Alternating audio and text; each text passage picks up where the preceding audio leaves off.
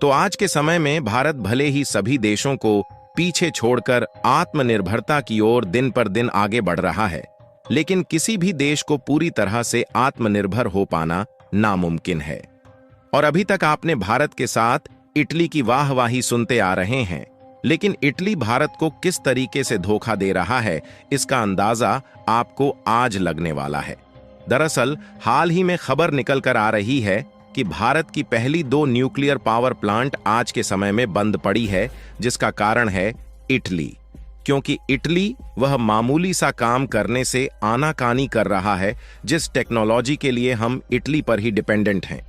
दरअसल इस समय महाराष्ट्र में मौजूद दोनों तारापुर एटॉमिक पावर स्टेशंस साल 2020 से ही बंद पड़े हुए हैं। और ऐसा इसलिए क्योंकि कुछ सालों पहले इनकी पाइप्स में खराबी आ गई थी, जिनकी रिपेयरिंग इटली में होनी है। लेकिन दिक्कत वाली बात यह है कि इटली की कंपनियां इसे छोटा मोटा और मामूली सा काम समझकर दिन पर दिन डिले कर रही हैं, जिसके परिणाम स्वरूप महाराष्ट्र बेस्ड यह दोनों तारापुर एटॉमिक पावर स्टेशंस अभी भी बंद पड़े हुए हैं। और सोचने वाली बात यह है कि ऐसी खबरों पर बहुत ही कम मीडिया हाउसेस ने आवाज उठाई है। और आज हम इसी खबर पर चर्चा करने वाले हैं और आपको यह भी बताएंगे कि इटली भारत को किस तरीके से धोखा दे रहा है। लेकिन आगे बढ़ने से पहले हम आपके लिए ऐसी क्रिटिकल खबरों को लाते हैं, उसके लिए वीडियो को एक लाइक करके चैनल को सब्सक्राइब जरूर कर लीजिए, क्योंकि यह आपके लिए 1 सेकंड का काम है, लेकिन इससे हमारी काफी बड़ी मदद होती है। दरअसल देखा जाए तो इस समय भारत के पहले 2 न्यूक्लियर पावर प्लांट इटली की वजह से रुके पड़े हैं, क्योंकि इटली ने एक ऐसे कंपोनेंट के लिए भारत को लटका दिया है जिसके लिए भारत अभी तक इटली पर ही डिपेंडेंट है।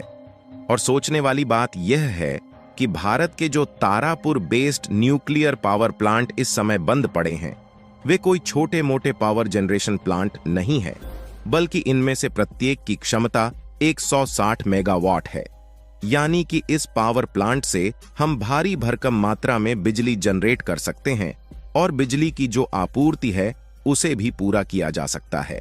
वैसे तो आज के समय में न्यूक्लियर एनर्जी को लेकर हम काफी हद तक आत्मनिर्भर बन चुके हैं। यहां तक कि हाल ही में भारत की L&T यानी कि लार्सन एंड टुब्रो ने दुनिया के सबसे भारी रिएक्टर इथाइलीन ऑक्साइड को बनाकर चीन जैसे देशों में डिलीवर किया था, जो कि भारत के लिए अपने आप में बेमिसाल है। लेकिन कुछ ऐसी क्रिटिकल और अत्याधुनिक टेक्नोलॉजी अभी भी हमारे पास नहीं है, जिन पर यूरोपियन देश 1960 के दशक से ही महारत हासिल कर चुके हैं।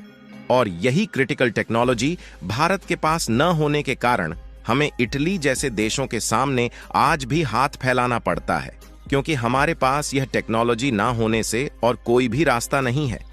आपको बता दें कि तारापुर परमाणु ऊर्जा स्टेशन के पहले 2 परमाणु रिएक्टर, जिनका 2020 से नवीनीकरण चल रहा है, उनको साल 2024 की 9 मई तक ही शुरू करना था। लेकिन इटली से इंपॉर्टेंट कंपोनेंट प्राप्त करने में देरी के कारण अगले 5 महीनों के लिए और बंद रहेंगे।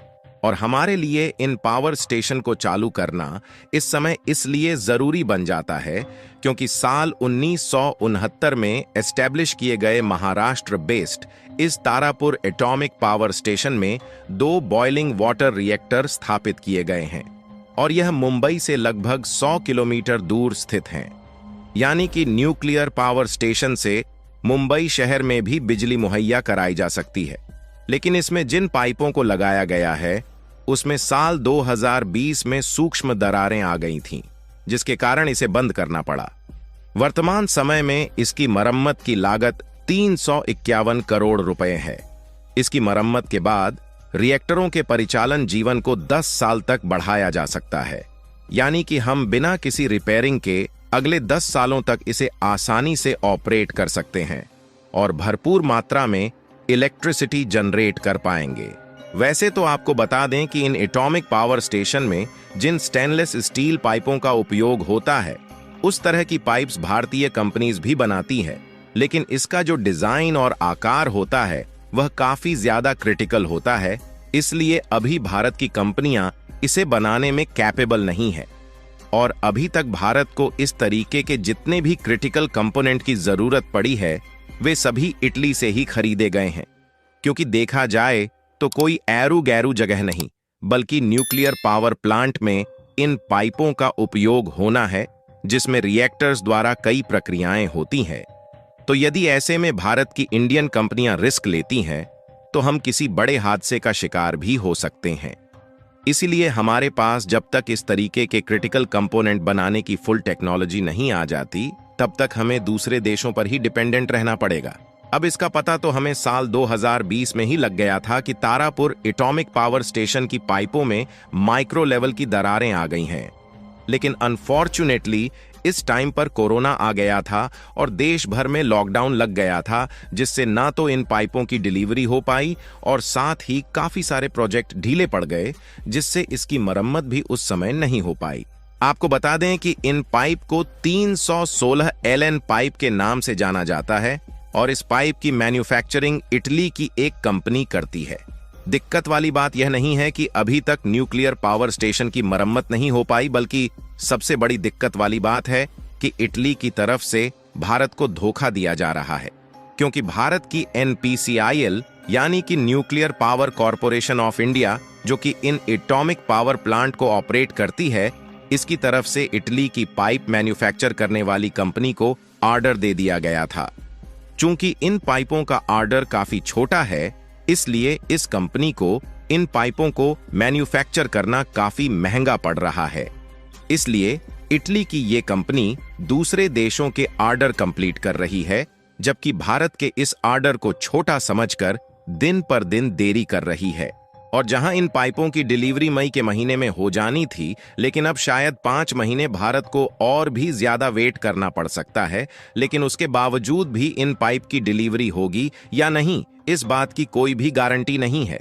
और भारत की न्यूक्लियर इंडस्ट्री पर नजर डाली जाए तो भारत में 22 न्यूक्लियर रिएक्टर इस समय ऐसे मौजूद है जो कि ऑपरेशनल है, जिससे भारी भरकम मात्रा में इलेक्ट्रिसिटी जनरेट की जाती है, जो कुल मिलाकर 6480 मेगावाट की बिजली जरूरतों को पूरा करते हैं।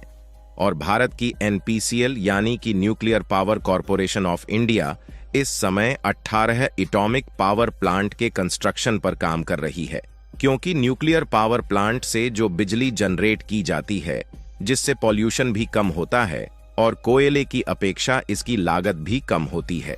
बस दिक्कत वाली बात यही है कि भारत अभी तक इसके लिए पूरी तरह से आत्मनिर्भर नहीं है, जिससे समय समय पर इसी तरह दूसरे देशों से धोखा मिलता रहता है।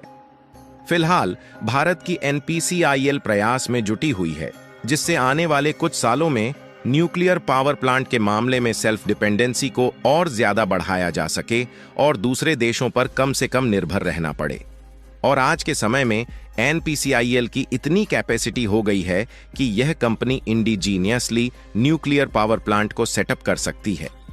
लेकिन न्यूक्लियर पावर प्लांट सेटअप करने का मतलब यह बिल्कुल भी नहीं है कि इसमें लगने वाले सभी कंपोनेंट खुद भारत में बनाए जाएंगे, बल्कि कुछ कंपोनेंट के लिए अभी भी यूरोपीय देशों पर ही डिपेंडेंट रहना पड़ेगा। हालांकि न्यूक्लियर प्लांट में लगने वाली स्टेनलेस स्टील पाइप को डेवलप करना उतना भी ज्यादा कठिन नहीं है, पर सच तो यह है कि कोई भी ऐसा देश नहीं है जिसके पास 100% न्यूक्लियर पावर टेक्नोलॉजी मौजूद हो, बल्कि सभी देश एक दूसरे पर डिपेंडेंट है। बाकी आपको क्या लगता है कि इस साल के अंत तक Italy Tarapur atomic power station की रिपेयरिंग के लिए स्टेनलेस स्टील पाइप को मुहैया करा पाएगी या नहीं?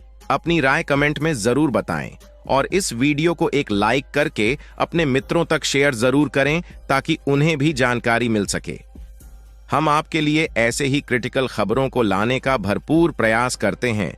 उसके लिए चैनल को सब्सक्राइब करके बेल आइकन को ऑल पर जरूर सेलेक्ट करें। जय श्री राम।